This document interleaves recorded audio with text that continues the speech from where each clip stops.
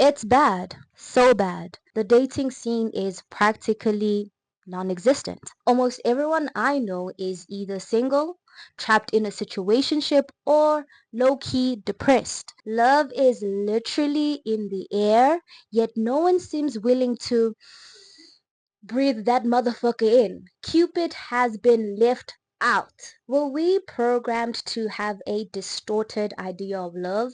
Is that why we fear vulnerability? Why we hesitate to love immensely and intentionally? Because the very foundation of love as we know it might have been a lie all along. Beyond the endless gender wars online and the rising resentment towards men in women's spaces, it's easy to assume that this battle between the sexes is just a product of the internet, a digital war zone fueled by tweets, TikToks, and viral think pieces. If the foundation of gender roles is shifting, then naturally the way we approach love, relationships, and even attraction will shift too. Nah, because I'm seeing all these dudes online talking about soft guy era this, soft guy era that. Y'all wanting girls to pay for stuff. And honestly, bro, you type of dudes, bro, is damn right. It's about time. Personally, if you ask me, it couldn't have been said better. I'm just relieved to know that it ain't just me. You want to come here asking me what I got to offer, what I bring to the table. Baby, I am the table. And it's not the question of do I got money? Obviously, but I want yours. How could we speak in our mind? Now we sassy. Now we acting zesty. What y'all be saying? And did. Don't care. I'm finna put your ass to work. I'm looking for the big ballers, okay? When that bill come to the table, don't even look in my direction. It's giving broke girl. And baby, if that's the case, that's fine. Just say that. No judgment, but next caller. I'm sorry, boo. No money on your dunion. It's gotta go. At this point, I'm not even answering the call unless I get a cash app first. Like, what? Where's my money for my haircut? You want me to pump the gas? I forgot my wallet for me, my favorite line. And don't ask me to take out the trash. Baby, I'm in Margellas. This ain't no soft boy era. This is soft boy forever. What are you talking about?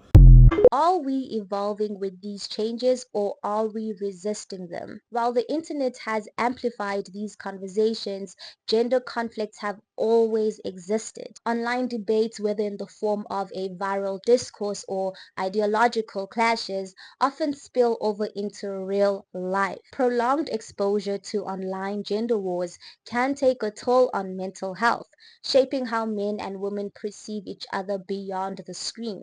Women's only spaces, which were originally created for safety and autonomy, now reflect deeper concerns about gender relations in society. And resentment towards men, particularly among women in these spaces, isn't just a reaction to personal experiences, but a response to systemic and historical issues.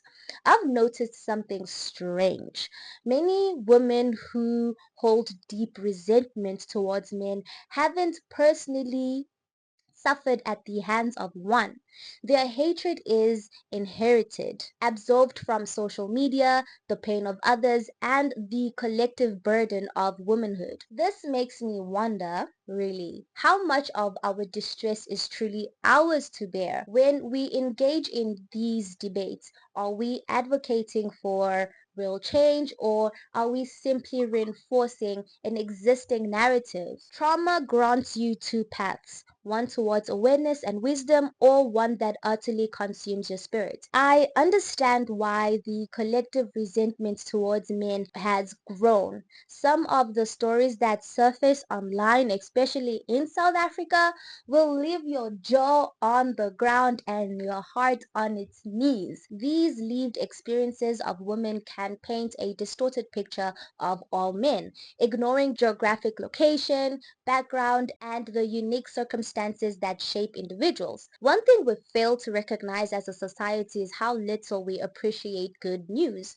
We honor and amplify the bad because in some twisted way, the drama makes us feel better about ourselves. It fuels our narratives, validating our anger, and reinforces what we already believe, even if reality is far more nuanced. It's like catching lightning, the chances of finding. High school high school, the era of hormonal chaos and bodily transformations. My friends were all developing and I still had the body of a 10-year-old. I never fully understood the concept of love or why we were even dating in the first place. I only did it because it was cool. Looking back at my dating experience in high school as an adult, the relationships I was in were boring. They lacked substance. The thrill wasn't in the connection, it was in the rebellion. The relationships were innocent, existing in their purest unconscious form. No expectations, just sheer excitement. Texting on Mixit and BBM all through the late nights, convinced that that kind of attention meant something. Right now, I'd honestly tell my younger self that none of those boys were worth my time, not because they were lame or even bad people, but because I wish someone had told me that I didn't need to find a sense of self through the attention I got from boys. As a teenager, I always identified as a straight woman, even though my first kiss was with a girl. What a terrible experience! The sloppiest kiss ever to exist, I kid you not. What do you expect from two 10-year-olds? All through my high school years, I was aware that I had an attraction to girls, but I spent most of my teenage years in the church. And we all know what religion says about same-sex relationships. So most of my intimate attention went to the opposite sex, and the women, those encounters only ever seemed possible on a night out with a couple of shots in without a care in the world about religious constructs. I want to kiss you so bad. Want to kiss? Let me get a few more shots. The dating scene from childhood to adulthood has some stark differences. As kids, the adulting checklist didn't really matter. Whether a boy was poor, short, or didn't fit in some idealized standard was irrelevant. Did he like you? Did you like him? That was enough for a relationship to occur. In my late 20s, I'm single with a situationship up my sleeve and a general disinterest in anything serious at the moment. I've never used dating apps because I don't understand the concept of choosing a partner based on a carefully curated profile. The idea of love feels more transactional than ever, and maybe that's why it all feels so exhausting. Our priorities have shifted, and the general why behind relationships is completely different from the reasons older generations had when they decided to commit. Back then, relationships were often rooted in necessity. Marriage was a social and economic construct. Women needed stability and men needed a caregiver at home.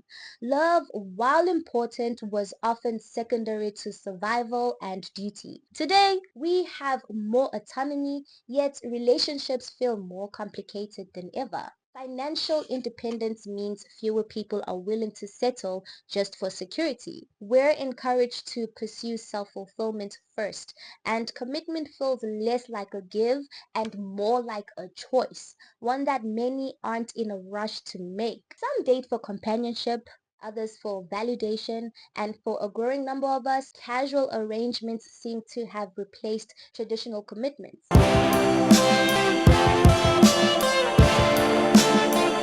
Humans have a way of complicating even the most fundamental aspects of existence. Love exists in many forms, each with its unique characteristics. In our attempt to understand love, we have inevitably distorted it. Take mania, for example. Can love truly exist when it manifests as harm? Love is a state of being, yet humans have complicated such a beautiful concept. We've clothed it in insecurity and expected to cater to the needs of our ego. I remember once searching on this very platform how to love yourself.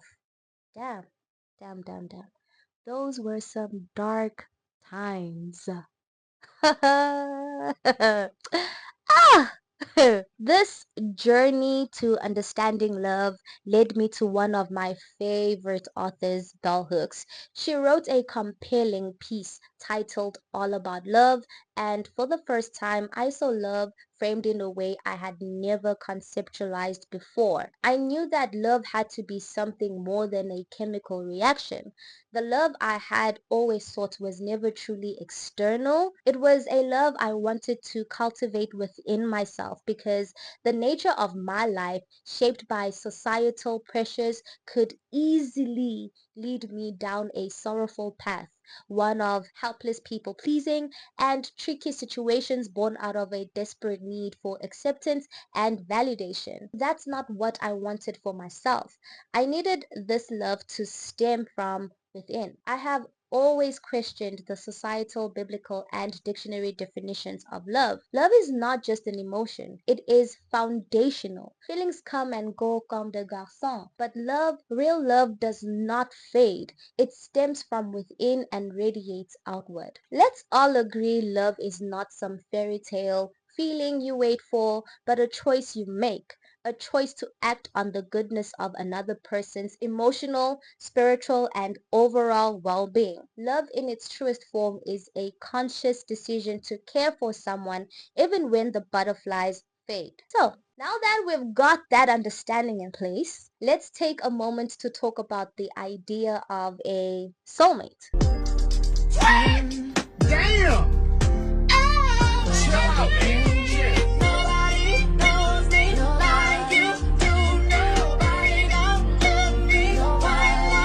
When it comes to dating today, it's clear that many people are looking for someone to fill a void that they themselves cannot fill. There's this tendency to seek out someone who will solve all our problems, like we're incomplete without that one person. For example, many women look for a rich man to fix their financial issues. Where do you see yourself in the next 5 years?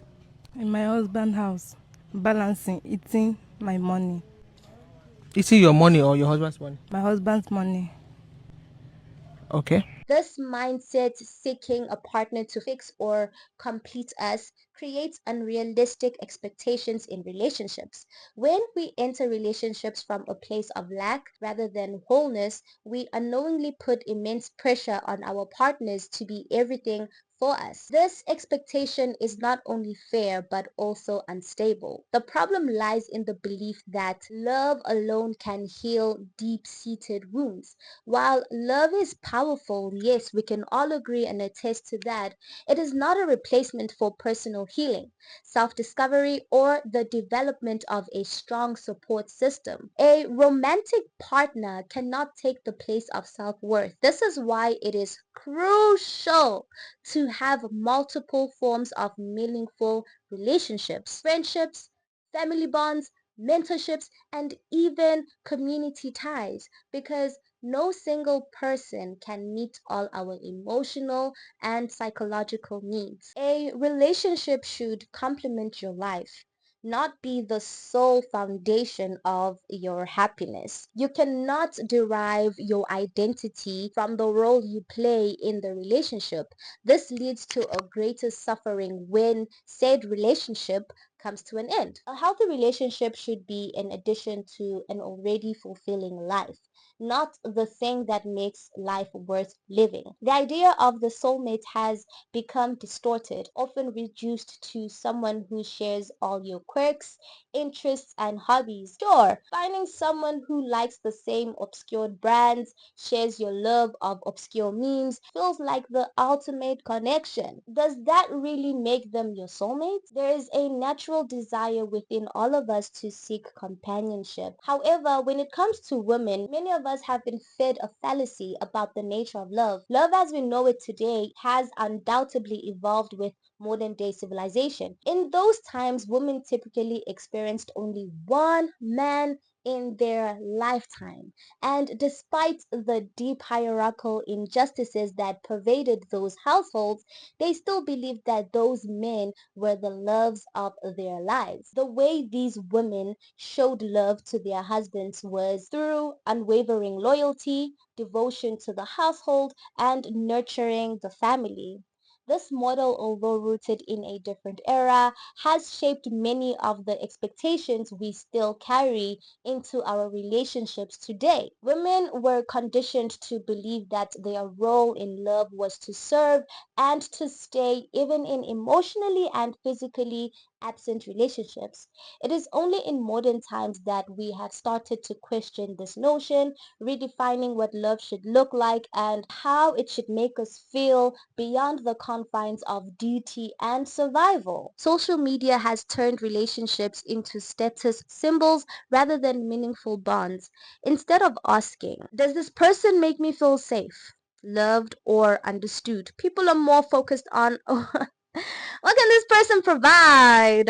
Or what can I get from Mandem? What can I get from you? What do you bring to the table? Relationships have become ego driven, where people seek validation through their partners rather than genuine companionship. Women are encouraged to date men who are rich, successful, and financially secure. Men, on the other hand, are told to level up, to be desirable, reducing relationships to material exchange. And men, they are drowning in this dynamic. Many of them aren't emotionally equipped to handle relationships beyond provision. Men struggle with platonic relationships, so when a woman who would have probably rejected him if he was broke finally shows interest, he becomes attracted in a weirdly it's strange, it's cringe, it's cringe, it's cringe. His love language becomes provision, not connection. He maintains the relationship by fulfilling all her needs, often at the expenses of his own. How does she show up for him? Because honestly speaking, from what I've observed, from what I've seen, men are buying love. And that is a big L they are taking without knowing it. If a man believes his sole purpose in a relationship is to provide, then he's walking in deception.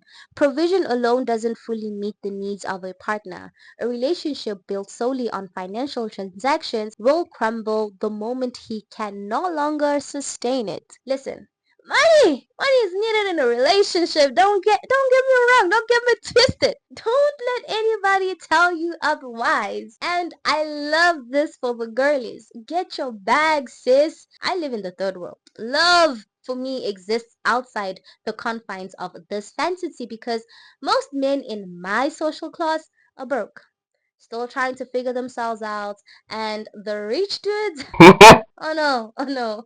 They're not checking for me. They want status, a trophy girlfriend, a thick, light-skinned mamacita with a booty and soft life aesthetics. That's not me. Wants versus needs. Kidology explains this perfectly in her video. What we want in a partner is often different from what we actually need for a fulfilling relationship. Society has conditioned us to believe that love is about checking off a list rather than finding someone who aligns with our core values, emotional security, and long-term compatibility. People are obsessed with external appeal, but when it comes to emotional depth and real connection, exactly that. Crickets. Preferences aren't inherently bad, but they often mislead people into chasing the wrong type of love. Real compatibility isn't about matching playlists or liking the same TV shows. It's about how you navigate life together, how you handle conflict, how you support each other emotionally and mentally, spiritually, and physically. Take your ass to the gym. When did race, body type, and hair texture become preferences?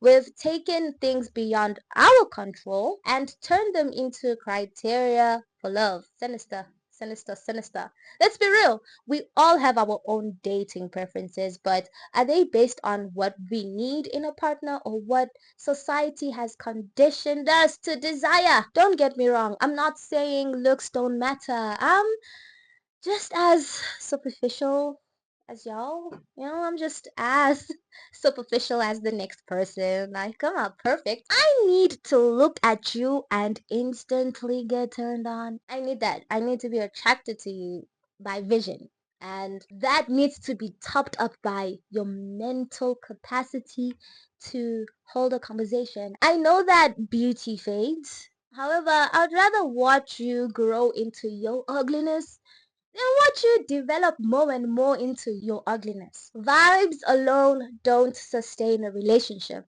Attraction alone doesn't build emotional intimacy. Shared interest won't save you when life gets hard.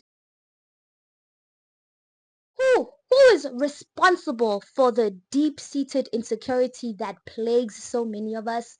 The relentless need for external validation and the over-reliance on other people's opinions? Most of us walk through life without a single original thought, inheriting belief systems that shape our perception of reality. Modern dating advice, particularly from platforms like TikTok, people consume this advice without considering their own unique experiences, adopting perspectives that may not align with their reality. The issue here is no one online truly understands the nuances of your personal experiences. Your relationship emotions and challenges are far too complex to be reduced to a viral soundbite or a one-size-fits-all rule book. At what point do we stop letting external narratives dictate our emotions and start trusting ourselves? Online dating narratives fuel distrust, encourage game playing, and create unrealistic expectations, making it even harder for people to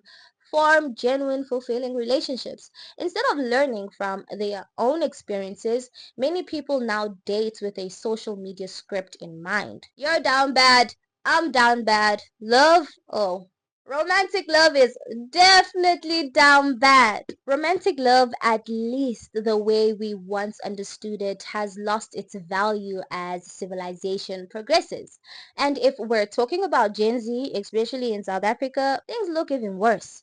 Dating in South Africa, if life's dance for me is to flow and die in this country until I'm old and gray, I'd probably never marry. Because a lot of these men are walking around with a delusioned belief that they are biologically wired to cheat.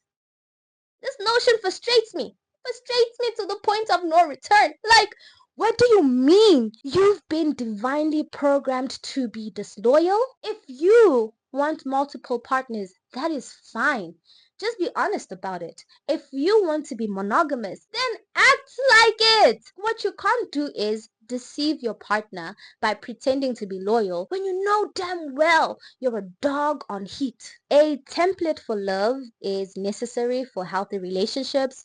We need to be real. Most of us, we never had one. A handful of us had to create our own definitions of love because we grew up in single parent homes where we only saw one version of love. So now as adults, we are trying to navigate love with no blueprint. We're healing and learning and trying to do better, but how do you even build something stable in a system that is fundamentally broken? Some of us have dads who were never around.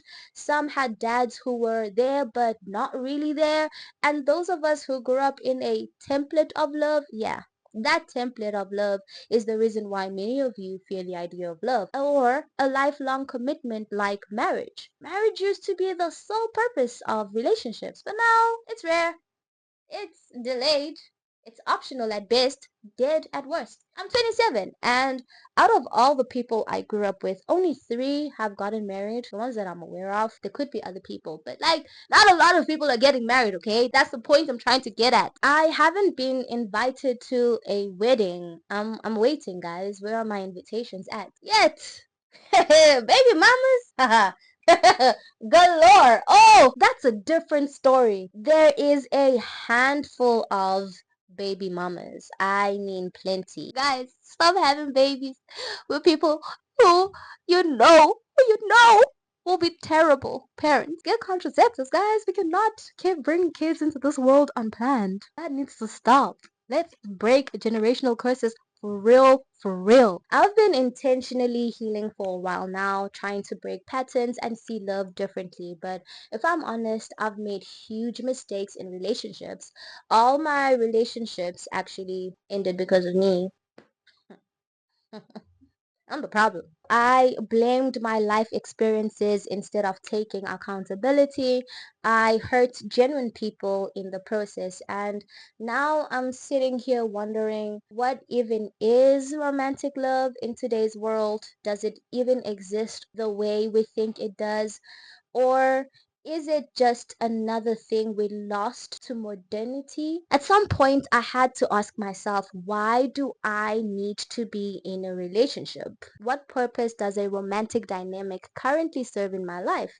And the truth is, relationships don't interest me, not in the way they are currently structured, because at this point dating feels like an audition, an endless performance of why I'm worthy of your love or why you're worthy of mine. And then they are the vague recycled conversations. When was your last relationship? What happened in your last relationship? How's your day going? What do you like doing for fun? I just I just don't know why I should be entertaining anyone at the moment. What's the real reason behind talking to anyone at this stage of my life? I'm in my late 20s, I mentioned, and whole lot of things are going on. I'm trying to plan for my future, trying to plan for my family, and adding a partner to that seems like strenuous work. In all honesty, my disinterest has been activated. I match energy. You give me surface level interest, you get the same in return. I know. I really know. I need to work on that. I'm toxic too. Reflection. We're reflecting here, you know? And then there's the fear. If I'm being honest, I fear taking love risks. I don't trust people with my heart. I fear being hurt by people, and that's real. I don't mind healing. However, I hate heartbreak.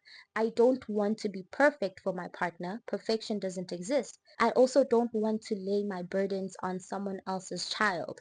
I need to be able to fill my own cup, to bask in the nature of my life for what it is. I'm always open to love, but love doesn't have to exist within the rigid confines of a committed relationship. And for me, that's completely okay. So yeah, I do not reject love. I crave genuine connection, authenticity, but as long as society continues to perpetuate these modern dynamics, I know one thing, there is no place for me in that system. And for that reason, I am content with being alone. I'm content with learning to love myself, practicing awareness and healing, getting my money up. I am content in my solitude. Thank you for watching, really. Appreciate you. Ciao.